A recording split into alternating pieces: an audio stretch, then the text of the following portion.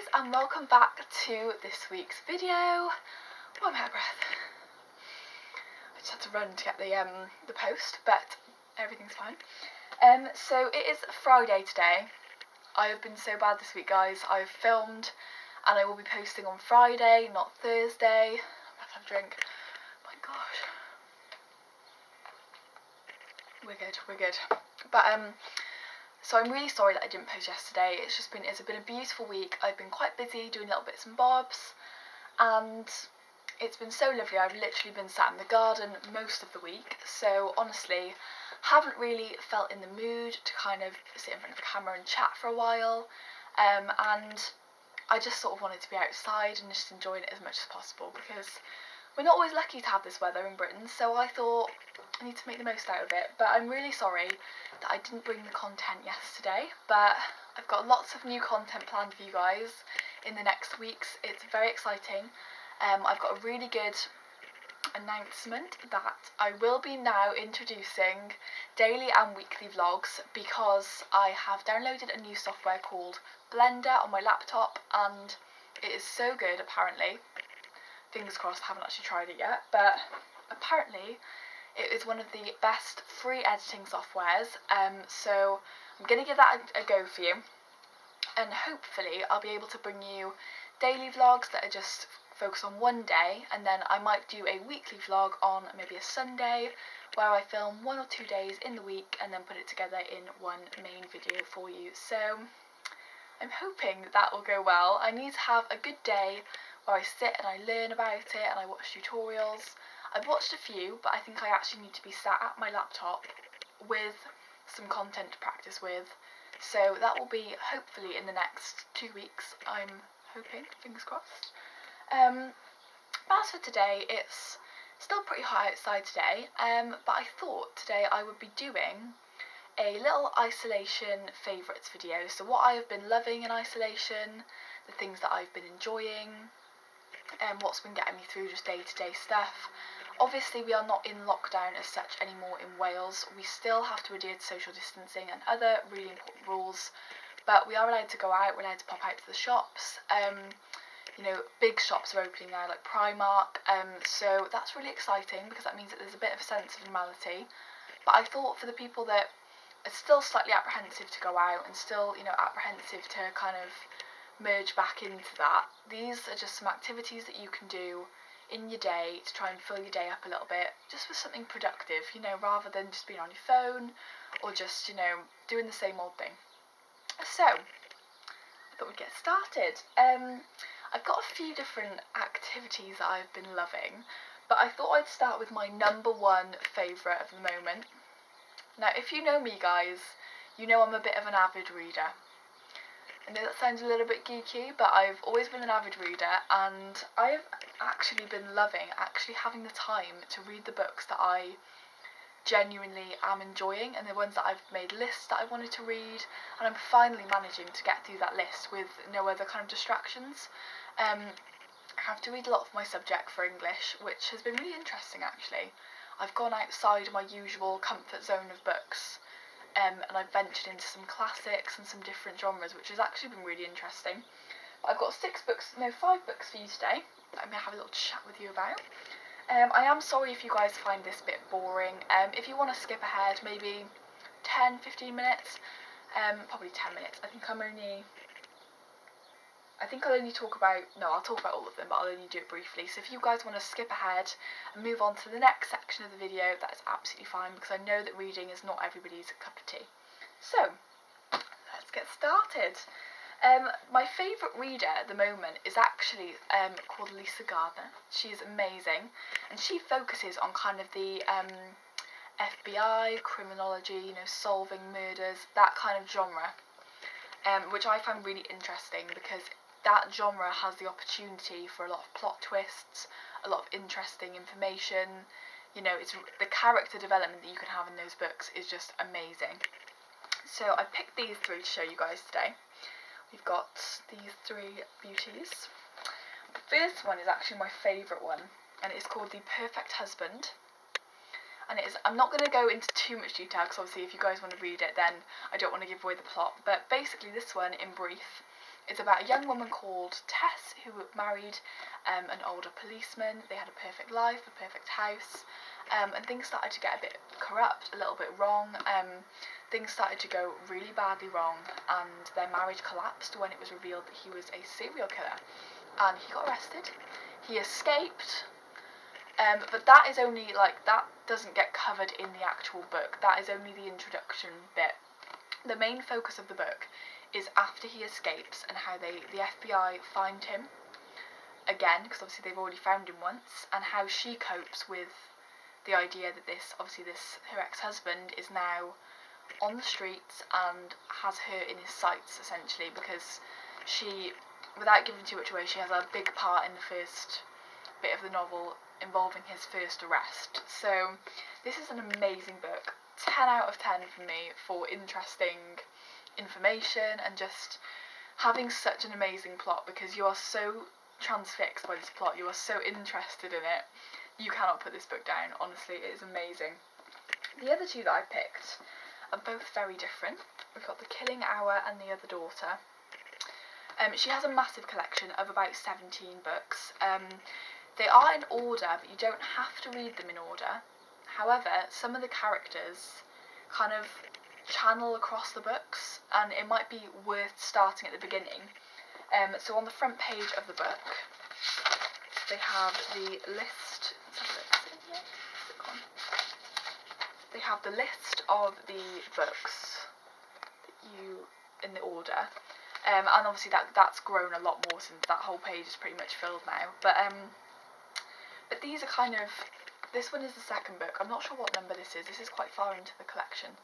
But The Other Daughter is about a socialite rich family, and they lose, their daughter is kidnapped and murdered at a very young age, and they then go on to adopt a very similar looking child, and she is raised in the family, and this focuses 20 years later after that initial story.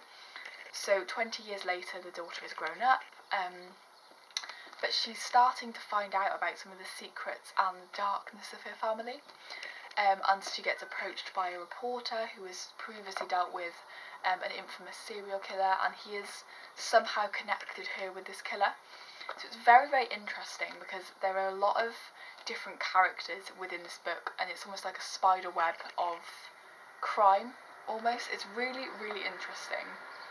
And I would completely recommend this book. If I swear if that's another parcel for this family, I'm not going to be happy.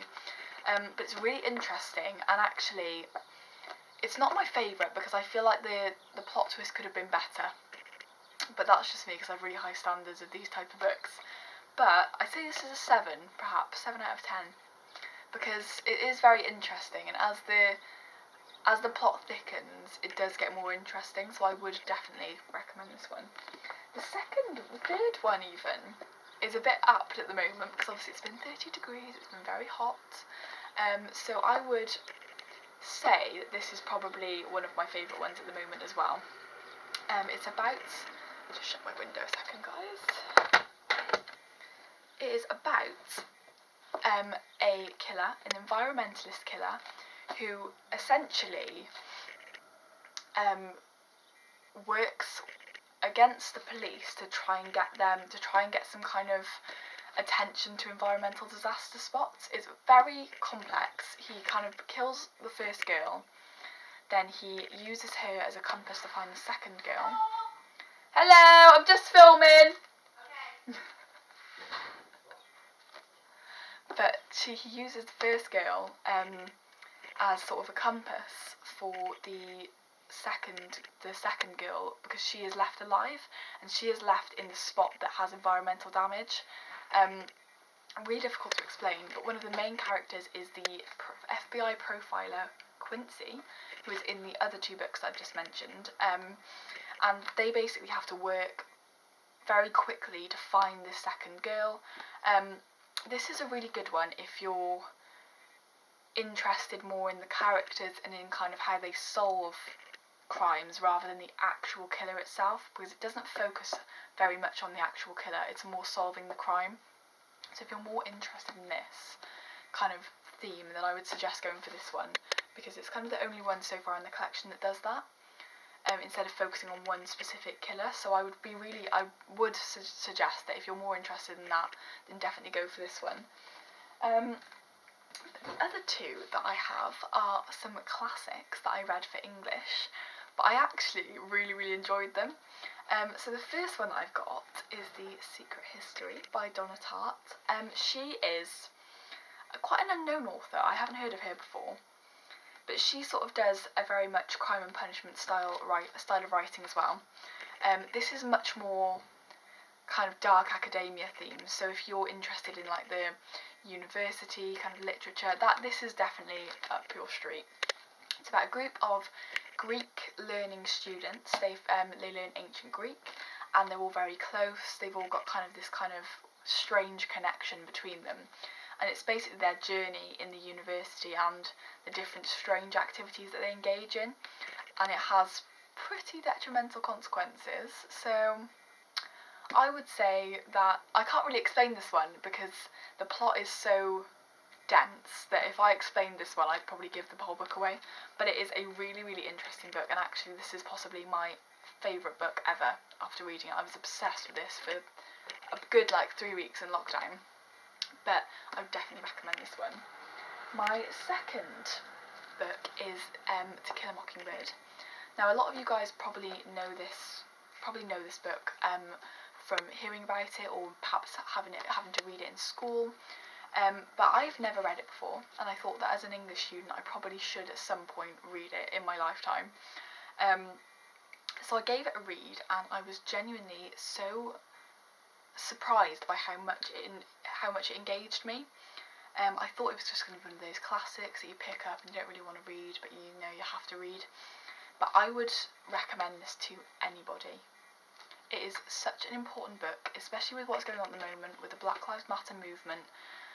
It really engages with the theme of racism, and it's basically focusing on a white lawyer defending a young black man who has been wrongly accused of rape, and the whole town is plagued with kind of prejudice and violence, and it's such an important book because it deals with such an important issue, especially since it's set in the Deep South in the 30s, which is obviously was a really racist place. It had very racist values, and it just deals with the theme, and it doesn't shy away from anything. It really talks about it in the way that it should be acknowledged, and I really enjoyed it. I think it was absolutely amazing as a book, and everybody should read this book. Honestly, it's just incredible. It's quite old. It's kind of, I say old English. It is quite old English, kind of, it's very southern. There's certain words that perhaps don't make sense to us, but I think that it is beautifully written, and it's just an incredible book to read. So that is my little book collection talked about. So if you guys kind of skipped ahead to this bit, we're going to be talking about other stuff now, so you can skip that little bit. But I really enjoyed reading all of those books, and I would recommend them. If anybody actually wants to read any more, I have lists and lists of books that you guys can read that are similar themes to those ones, so you can give me a DM or you can message me and I will send that straight to you. Well, my next activity is actually journaling. So I got this journal on Amazon for £14. A little bit pricey, girls, a little bit pricey, but it was so worth it. It's just a pink one. It's quite plain. I think it's from Birday. I don't know if you guys can see that, but I will be putting a link on the description bar anyway. But it's a life planner, and I'll just kind of give you a brief insight into how I fill this out. So you have these boxes. I obviously didn't fill this out when I first got it, which is very upsetting. But I have these boxes, and you have a little mood meter at the bottom. And then I love this. On the first page you have these little kind of title boxes and some lines. I always do goals, notes, and then you can fill in your mood meter on the side as well. And I absolutely love it. So I plan my week out on a Sunday, and I can do a more in-depth video on this if anyone is interested. But I just fill in what I'm doing. I also then fill out my mood meter at the end of the day, and I just do a list of goals and aims for the week that I then tick off on the side. You could title these whatever you wanted. Because I'm learning to drive, I have a subtitle called driving, and I literally write down everything I want to achieve that week for driving, whether that be parking or just, you know, generally driving around. I write it by here. But what they've also got is at the end of every month they have this big kind of page with different boxes and different note lines and everything. And thank you, I was going to put it back on charge afterwards. But it's got loads of different note lines and boxes that you can fill out at the end of the month. Again, you can do whatever you want on these boxes. You can put different titles, you can stick things in, maybe photos and everything. And honestly, it is really, really good just to mind map your ideas for the month. So the other page that's on here is a sort of calendar page. I don't really need to explain that to you guys. I think you kind of get what that is. You can just briefly jot down what you've got in your month. And let me just see if there's anything else that I can... They're your main pages. But then we have... here we go. Okay, so at the end you have these to-do triplets. So you've got a triplet of lines, and you kind of got... I've got here travel destinations, and then this is a whole page of travel destinations, but you can put your little 3. You've got... Oh, actually there are 4. Oh, so 4 bullet point note lines. And then, right at the end, you have your space for notes and stuff. So, it's really just really good, to be honest. I mean, I love it, and it's got this little bit at the back, which is like a Polly Pocket folder. So you have loads of stuff there, loads of space to put your month plans, and you just have loads of space to just organise. I like things to be really organised, so I can't just write down my month's activities in a notebook. I have to have it in structure, so I really have been enjoying doing that. And the fact that you've got a mood meter as well is that you can write down 3 things that are good about your day, and it just is a really nice thing to do at the moment during lockdown if you're struggling to find good things in life. So I really enjoy using this. Okay guys, so my next thing, I've got 2 last things that I've been enjoying. One of those things is I like to be using Pinterest at the moment, because we can't go out and we can't really do anything, you know, like go to restaurants or go on holiday. I've been using Pinterest just to sort of channel my interests, find different things that I've been enjoying. I love looking at clothes on there, and I have loads of different like subtitles in my boards, and I literally love it. So I would recommend that to you guys, because it can kill like half an hour of your day going through, and it's just quite nice if you're going to bed or if you're waking up in the morning, just looking at loads of pictures that make you happy. I think that that's really helped me, just looking at different things and just kind of manifesting what you want to do next year, you know, looking at travel destinations. It's just a really good positive thing to do with your day. My last thing that I'm going to talk about is ASMR. Now, before you all think, sorry, what? I'm not talking about like the eating ASMR or the other kind of the noise ASMRs. I'm literally talking about this one account called It's Blitz, and I will put her in the description bar. She does the most amazing ASMR massage things. She does videos, she does, like, just her life is just so amazing to watch, and I literally love her. So just watching one of those before you go to sleep, or before you have a nap, or just when you're feeling a bit, you want to just relax, watching one of her ASMR massage videos is amazing. She is the most kindest soul, and she always does her massages on her friends or subscribers, and she just treats them with so much respect, and she's so lovely, and she just really spoils them, and I love it.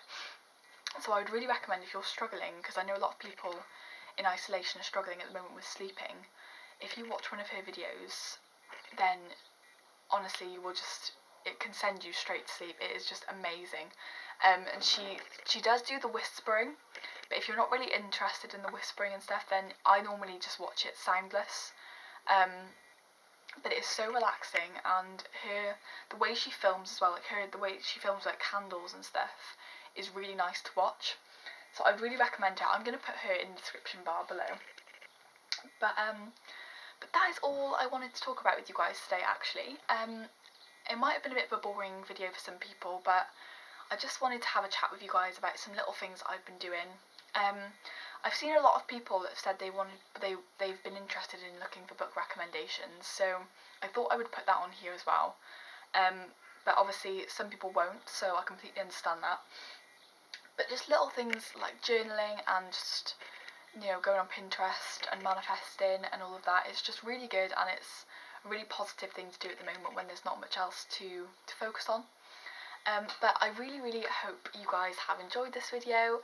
Next week will be much more exciting with the daily vlog or the weekly vlog. So I'll let you know how that goes, because I'm hoping to be able to have it sorted by next Thursday, but if not, it will definitely have arrived by the weekend.